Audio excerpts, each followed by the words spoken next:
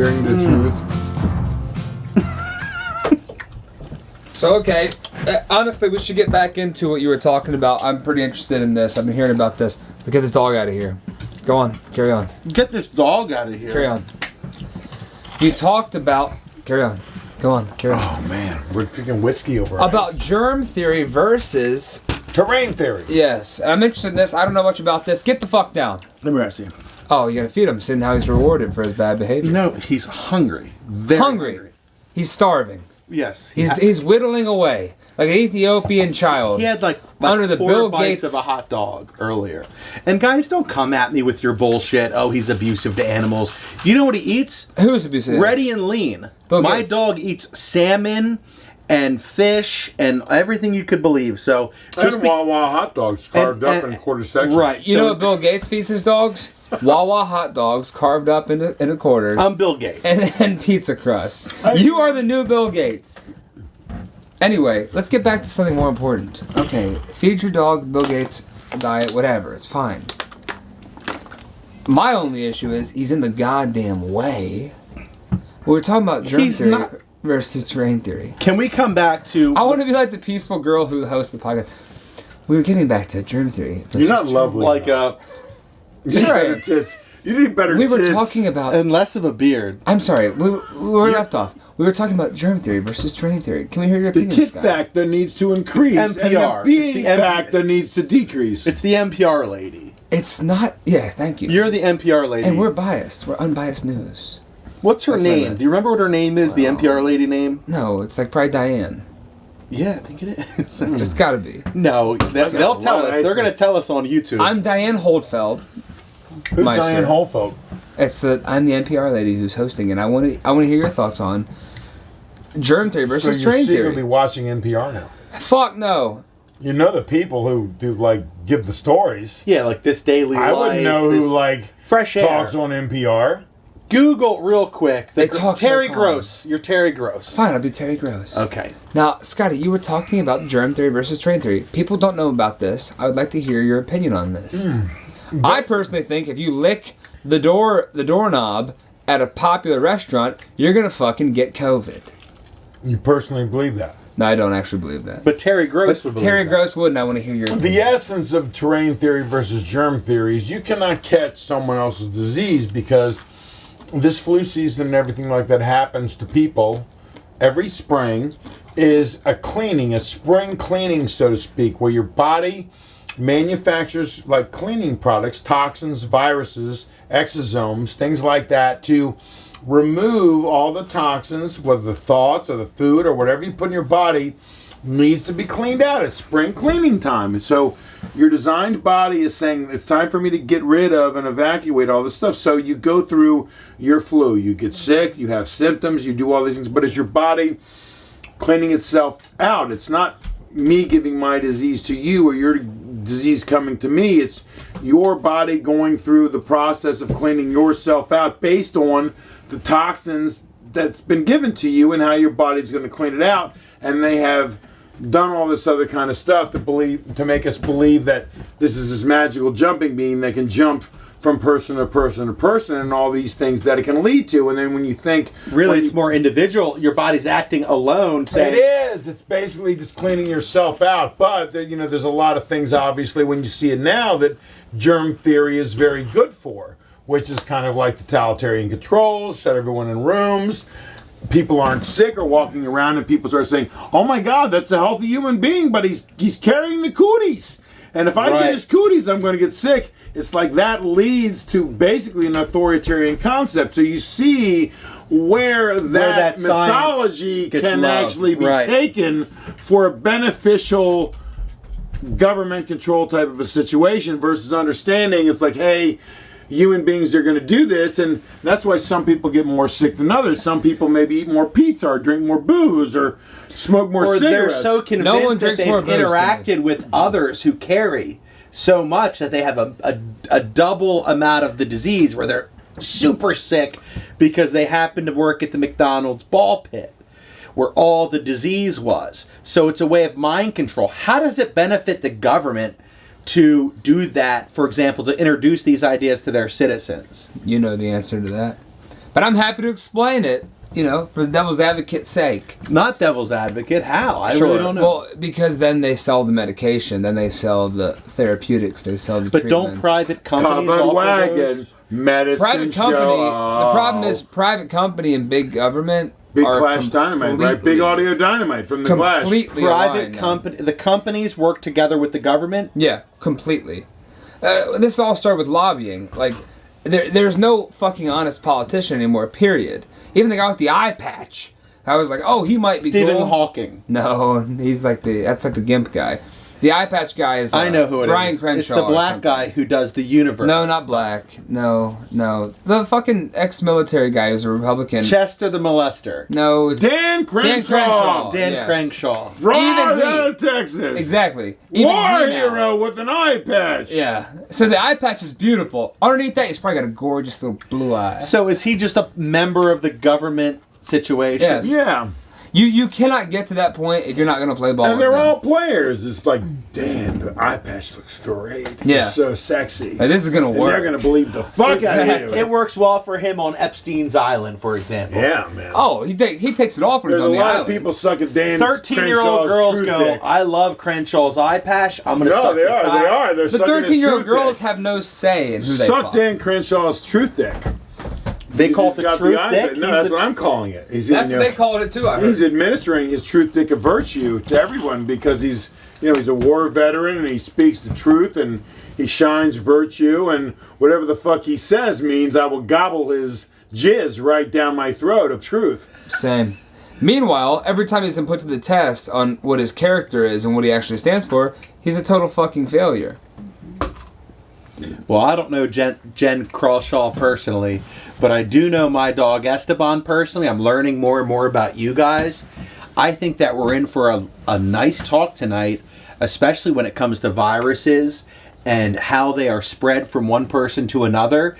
Epstein and his wild child abuse, which according to you guys, Crenshaw with an eye patch became more sort of anticipated to the young women on Epstein's Island because he was suave with that cool eye patch. Yeah. Where do we go from here? And why do people... Well, let's go down the Epstein lane. Can I, guys, break something to you? Can I say something real quick about Epstein Lane?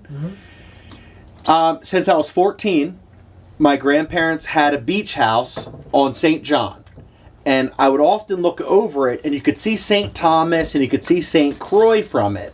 A beautiful little inlet with St. Croix and housing and some lights. I would be up until 3 a.m. You guys know I'm an alcoholic, right? So I'd be up 3 a.m. taking pictures, fucking hanging out, drinking rum. When you're on the island, you drink rum. And Sounds nice. you're overlooking a dark island with nothing. And the reason I said, "What? Whose island is that?" And the reason I accepted it was a lot of it's parkland. The Rockefellers donated a great deal of money. One of the great kindest families of our... I'd have to learn some of that from you. Well, they run the world. They're evil. The Rockefellers still do. Yeah. The Rockefellers donated great bouts of land to the African Americans and the impoverished. So right next to my grandparents' beautiful mansion on top of the highest, one of the second highest mountain on the island is Projects, right? Where Projects. Yeah, Projects. You must be shitting me. No, I'm not kidding. So right next to this exclusive It's a small area, island, brother. It's a small island. They built Projects. The Rockefeller donated because he was so considerate of They have a others. corner store with like lottery tickets and shit too. No, you don't see that. Hot dogs. But it's the Projects on the islands. But it's the St. John's projects. Yeah, so they have a little vibe to The them. bananas taste better. The bananas are I better. guess. They bananas? What I came to find out in 2015 when they were releasing these stories about Epstein, they showed Little Epstein Island and the Great Epstein, Little St. James Island. That's the island I was looking at since I was 13, 14, where I thought, my God, that must be national park land. You wanted to belong The there. island, which was directly between St. Thomas and St. John, was actually Epstein Island, where little kids might be being molested on. Well, Yeah. not might be, Where certainly. the tunnels went all the way down to the liquid magma of the center of the universe and had like all these children. Great shooting orgies. there. Right, exactly. If only And you if we had believe the binoculars. story. If you believe that, you know. I mean, that's the other thing too. Is it's like this isn't really a slant because those stories are just engrossing. The other stories like, oh, Epstein, oh, baby eaters, all this other kind of stuff. It's whatever captures your attention. Yeah. And it's like, that's the key. It wants your attention. And it's like, the more you're like seeking out Good point. An illusion, and you're putting your attention into illusion, you're manifesting an illusion. I manifested a lot of them eating babies, and I will say, I nothing can convince me out of what I've seen in my. I've just never. I mean, I went down the Pizzagate rabbit holes. Yeah, this of is course. like 5 years ago. Well, that shit was and real. I was so convinced. I was like, motherfucker, holy shit! You know, Comet Ping Pong Pizza, and it was real because they had like duct tape babies on Instagram and shit. So they're obviously showing you something, but nothing ever came of it. There was no. Because how could it? Who's in charge? We saw the truth. I saw that. That's what woke me up to what they're into. That whole ordeal, the Comet Ping Pong and all that. They're like, we don't even have a basement. We're actually good people. Or look, there's a vibe and an electricity to like hunting witches. In other words, there used to be things called like witch finder generals, where if a society was like some evil is in our town, and the guy would come in with his little like black robes and nice hat and be like, I am the witch finder general and I will find your evil. So there's something about the human condition in a society that wants like evil to be exorcised and wants to be able to define it. So it's kind of like, well, give them a boogeyman. Give them a boogeyman so they can burn something at the stake so they can purify themselves and then go back to normal. This has been going on repeatedly for a long time. But hasn't there always actually been a boogeyman? But isn't Bill Gates and all these other people kind of like a boogeyman energy? It's it's a distraction. It's like, see, I always liked Bill Gates. I always thought he was kind of cool, like in his autistic weird way. I've always been like, you know what? He's a nerd. He came forth to produce. He dropped out of Harvard. Sort of a similar story to Mark Zuckerberg. And I kind of got behind him, but then I learned... All these, like, dysfunctional black sheep from rich people's family, like, rule the world. I love that. It's kind of like, okay, Bill, here are the keys. It's all yours now. Do your best, I kind of always like... until I learned more about how creepy he was. And he was also on that Epstein Island. Of course he was, a shitload of times. And he liked little girls. And what we learned is that he would... But these are all stories. I'm just saying hop in. They're all we need stories. Well, this is so important because he... Like, we don't know any of this stuff. You do like know all about media or regular media or propaganda or this or that. Almost all media came I wasn't there. I wasn't on Epstein Island. I never saw this happen. When he divorced his wife, or vice versa, a lot of shit came to fruition. These are the stories. Yeah, but not mainstream stories. And I'm just saying stories are stories. It's like, and it's the whole idea. It's like, what's the story? It's like, so that's why the whole point is to invent your own stories and tell your own stories. Sure. All the other don't you? We've talked about this. Don't you agree? The overlying theme is we talk about the Matrix, for example.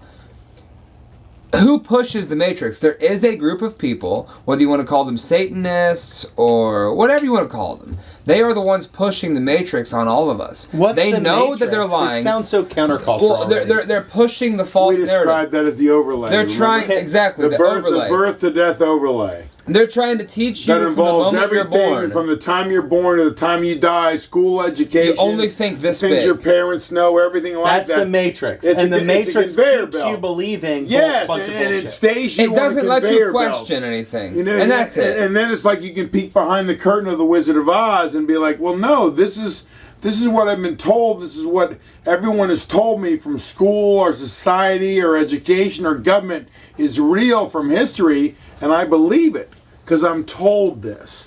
And then you take that into your belief technology of your mind and you accept it as real. That's the Matrix. And that becomes your reality. Because then you built your own... your reality. That's why people are like built your wearing the mask. Because it's like, oh my God, this is the reality. This is what's being projected. This is what I'm being told. And you're not experiencing yourself. Like, people aren't seeing bodies in the streets. Right. I mean, they're not like piling up bodies in the streets like some kind of dystopian Hollywood movie. It's not like, what was it? Sorry, Dave. It's a news report saying, oh, in Serbia, the cases are like really high. What movie was Bring Out Your Dead? Yes. Bring Out Your Dead. It was the Black Plague movie. It was what was the funny young men from Europe Bring Monty Python. Yeah. Bring out your dead, and they would load people up. We haven't seen people being loaded up. No, we never on will. a tractor. Yeah, and then when you think about how deep does the programming go, like where do these seeds start? But what I'm saying, where this is all history. Like we're told about the Black Plague, but then you think about it, it's like even the Black Plague laid the seeds for this bullshit because they're like,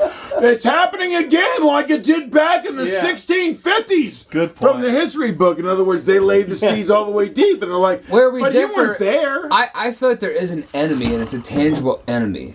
And I'm not saying we go fuck them up, but I am saying we are. The reason that we're not all thinking this way is because these people have pushed that paradigm of this fucking tiny little worldview, and they're lying and they're destroying everything.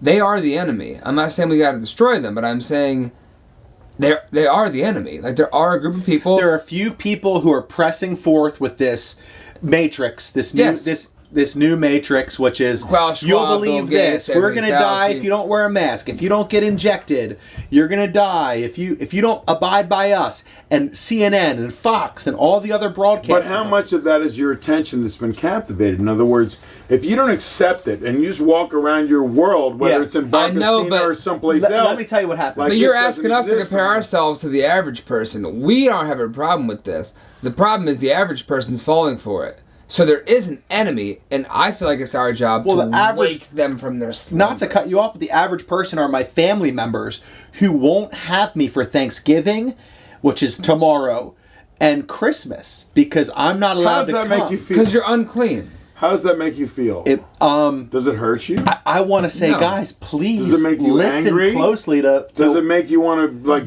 rise in polarity I and wanna say you're all a bunch of fucking it's idiots? ridiculous because what we're seeing is people who are vaccinated have a higher chance of getting this disease. But they don't know that.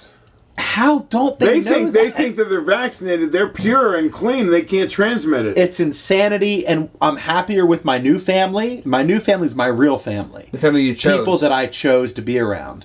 And that family whom I love, it's just ridiculous. I come over, they have MSNBC on. They have, who's the black lady on MSNBC? I can't Joy remember. Reid. Joy Reid was on MSNBC talking about... But she's playing a role. She is, but my God, it's affecting our She's family. eliciting vitriol, and it's like, but isn't that the mixer? It's like, how long are you motherfuckers going to pay attention to this bullshit? And I want to bring up one more time, in case we didn't catch it on an earlier podcast, is there's a new motivation from Business Insider, and Business Insider goes on to explain or maybe it was a CNN thing, and they said it's designate a member of your family a bouncer for this Thanksgiving. If you're not vaccinated, they can keep you outside. Oh, stay away. And Ben said something to me when I had the incident at Max's where I was like, I had a little Vader confrontation there at Max's. And it was like, they were kicking me out and they're like, don't come back. And then Ben was like, well, I mean, you've got like an amazing energy, which is very flattering. I sucked it up like a sponge. Oh, they told that to you? You have an amazing energy? I told him. No, he said that because I was like, look, you're getting kicked out of a place, so your instant reaction is like, I got kicked out of a place. I'm a loser. I'm a bad boy. Right, and it's like, no, when you see this, it's like, I have a good energy and a light to shine. Right. And they don't want it. So instead of having like, I'm not wanted, I'm not with the cool kids, it's like, no, I don't want to go there.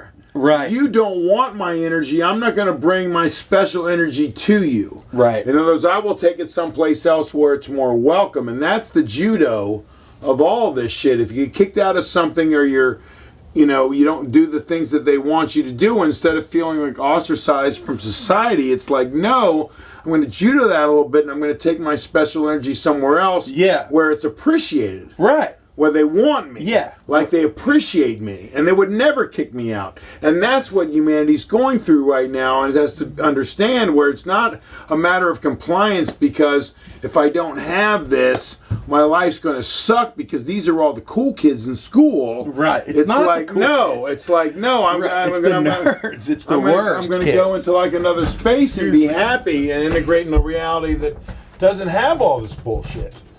In other words, why would you want to be there? And that's what it is. It's like I still have to get off Facebook. I still have to like extricate myself from these other energies because I'm contributing. Even as much as I want to sit here and be like a rebel and it's part of a revolution, I'm giving my fucking energy to these people willingly because I want to put my dick into the ether. Yeah. It's like, look at me on Facebook. Aren't I grand? Don't my nipples look good? Yeah. It's like... And they do. Yeah. It's like, why am I doing this? And it's like, no, create your own world. Back yourself. Don't put your energy and attention into something what I think, else. if we could reach their side, which we never will be able to reach the other side, they think that we're like out there looking for trouble. It's the opposite of that. We don't wear a mask, right? We don't like the way we get that negative energy and all those looks and all that. We're doing it because we believe that we're taking a stand against authoritarianism, for God's sake. We see the slippery slope of what they're doing. We know that one day the mask becomes something that's on your kid and all this shit. Well, it's already here. I have a real big problem with the kids in the mask. It's like if you want to wear it like an adult. It's gross. And this is where it's weird because you see people walking through Baltimore. It's like, okay, you want to wear a mask for whatever reason, wear the mask. But it's like the reverse. I see so many adults walking without a mask, yet they've got their kids masked up. And it's like, that's just kind of sick. It's like, where are you coming from? To me, it's their new religion. It's the spit in the face of God, the Creator. We have immune systems that are unbelievably sophisticated. Well, nothing that restricts your breathing is good. Nothing. How could it be? And it restricts your fucking facial expressions, which is like what we are. We're, especially with babies, like our whole thing is we show them smiles, we show them, moments of being timid, we show them everything with our facial expressions. You hide the facial expression, you're gonna have a bunch of autistic kids like they've already been doing. All the kids are already autistic. Well, it's like you see it. Well, then you see like, okay. Even you said you're on the spectrum. The Borg stuff and all these other kind of things from South China. It's like you're getting into this situation where it's a Ready Player One, it's a technocratic society, everything comes from the screen. I will surrender to this kind of thing to make my life better. Oh, Google Glasses are cool. All these other kind of things. It's an integration with technology, but that's not human. In other words, that's not the human experience. It's an artificial experience, whether it's one by AI or all these other kind of things. So that's what you're separating. You're seeing people willingly step into a world of artificiality because they want a reality that's created for them versus living a real life. Right. And that brings us to the metaverse. Right, exactly. Or Ready Player One, there's and it wasn't just Ready Player One, there was actually dozens of movies before Ready Player One that weren't... War games. Yeah, that were pretty... Well, I don't know if it was war games. It was a technology game. Right, but it's just like, there's people like on couches with devices hooked up to them where they're just like slobs on couches, but they have this amazing virtual reality. Wonderful virtual reality. And the virtual reality And what's the point of that? In other words, why would they make a bunch of movies like that? And now you're seeing this. Let me be the devil's advocate. Wouldn't governments be more happy without that, with people being more productive in a real world? Well, it depends on what a human being is. And then the Matrix talks about the battery. In other words, if human beings have manifestational capabilities to create the reality that exists around us, then there's all kinds of examinations of that thing. Like if you can harvest everybody's attention and everybody's ability to be a creator and manifest the things, and you make them into a battery and put their attention into your illusion, it makes your illusion real. And then all they are is batteries to power your game versus everybody individually as a creator going out and making their own world. In other words, if human beings are actually, 5D, whatever you want to call it, manifestational beings that are capable of manifesting anything they want and any reality they want in the universe, but they don't know this about themselves, almost like a latent superpower that they haven't discovered. If you know that and you can put them in a battery slip and grab their attention and put binoculars on it and capture their attention, you can harvest all their creation type of energy to make whatever reality that you want that serves you. In other words, it's like, oh, look at that, I can have a great reality, and I just got in the metaverse that serves you. But as a governor who in the real world, in this new bionic world that we live in, how does it help you to contribute to the metaverse? How do give you you a bunch do of better examples. as a locality? Because you're still eating shrimp and champagne while all these other people are powering your reality. Yeah, you're still living the dream. Oh, they're powering your reality in an electronic sense. And dude, they say that this is what they're gonna do. Like literally, I heard Klaus Schwab just today. They had the clip on InfoWars. He said all this shit. That's what they're going to do. And they have we don't to. And stop that's what's so funny. It's like voting. It's like that's what it's like. Oh, I voted for my guy. It's not my fault. I voted for my guy, and I'll take it up the ass because I voted for my guy. It's like Ben has never voted. Ben has voted once. I voted once, and guess how it went? No, because that's the consent mechanism to get you to kind of fall into this trap. Because Esteban has never voted, but his reality is part of the metaverse. I can tell it because he always wants to wear these goggles over his eyes. What are we going to do with our animals and with the metaverse, and where do we go going forward? Let me ask you. Animals are good. Goats make the world better. Goats make the world better. They do. Life is better with goats. I agree with that. The animals will live. They'll be fine. They're nothing. And George Bush was good. No, he was the worst. I liked him. George. How about 9/11? The second one. How about 9/11? Well, I know he did all that shit, and I get it, and I know, but he still had a kind of a charismatic But he was a good man. personality. My opinion on that was he was a What's bad?